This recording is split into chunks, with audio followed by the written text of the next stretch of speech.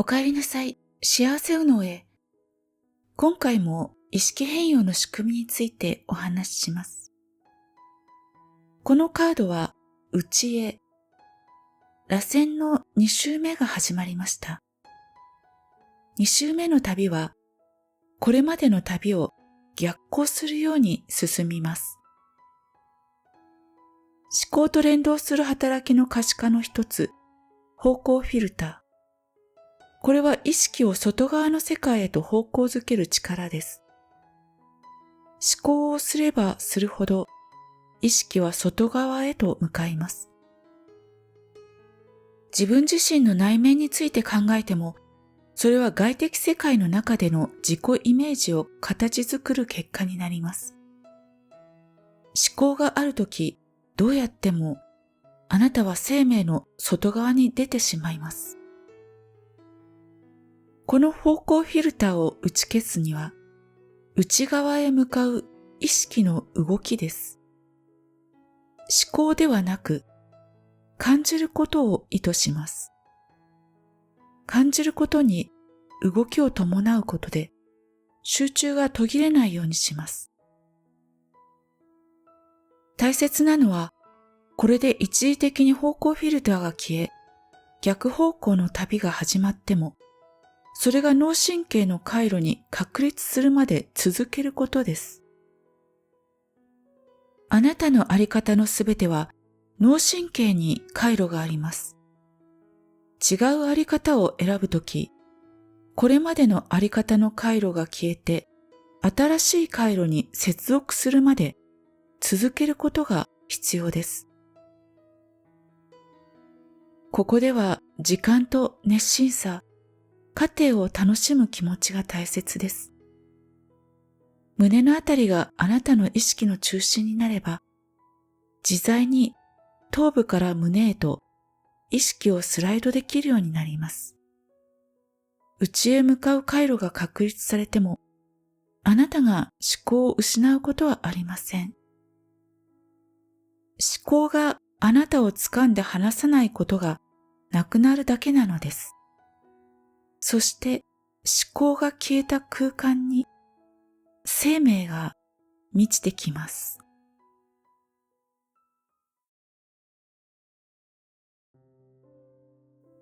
このカードは意識の座。頭の位置から体の内側を経由して意識を移動してくることで、外側に引き出す方向フィルターを無効にしました。意識は胸の中央あたりに降りてきて、そこから内側を感じることで、方向フィルターを無効にし続けます。皮膚、骨、神経など、その場所の細胞に挨拶するように意識を向けます。信じられないかもしれませんが、体は即座に対応を始め、その場所の神経が中枢であるように、脳の神経回路が変わっていきます。またその位置に意識が降りてくると、内臓周りに張り巡らされた自律神経が刺激を受けます。自律神経は脳からダイレクトに伸びてきている脳の出張所のような場所であり、それはほぼ右脳の延長線上なのです。生命は降りてきた意識の光で活性化し、自律神経を刺激して右脳意識を揺り起こします。意識が頭の位置にあったときは、言語機能を司る左脳意識が影響していました。それが右脳意識に切り替わり始めます。あなたは深い落ち着きと安らぎを感じ、まるで懐かしい故郷に戻ってきたかのように感じるでしょう。外側の世界とは全く関係のない安らぎです。できるだけ意識の座にいましょう。本当のあなたはそこにいるのです。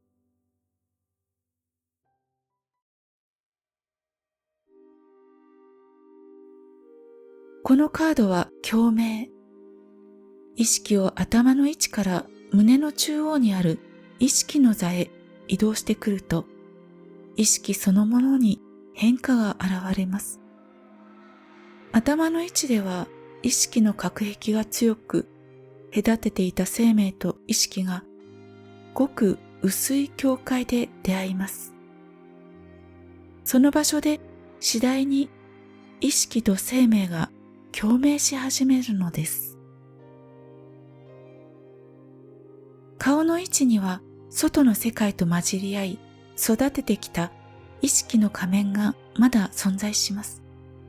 しかしそれはごく薄く軽くなり、いつでも使える仮面としてあなたと社会を結びつけてくれます。意識の座は生命の安らぎに満ちているので、以前は緊張や苦痛であった事柄も自分のペースで回復しながらできるようになります。また何かを決めなければならない時も、生命からの響き返しを待てば、いわゆる腑に落ちた決意が勝手に現れます。生命はあなただけでなく、すべてにつながっているので、他の人が動くタイミングまでも合わせて教えてくれます。数人の人がまるで同時に同じアイデアを抱き、シェアしてつながり合い、奇跡のように物事が起きていく。そんな経験も当たり前になります。あなたと生命が共鳴しながら意図すると、物事はどんどん簡単になっていくのです。この次のステップはとても重要なので、ここまでにぜひ胸を差しながら頭から意識を移動する練習をしておいてください。一回はほんの数秒でもいいのです。意識の座に意識を置いて、そこから体の内側へ向けて皮膚や骨や細胞を感じていてください。その場所と親しくなっておいてほしいのです。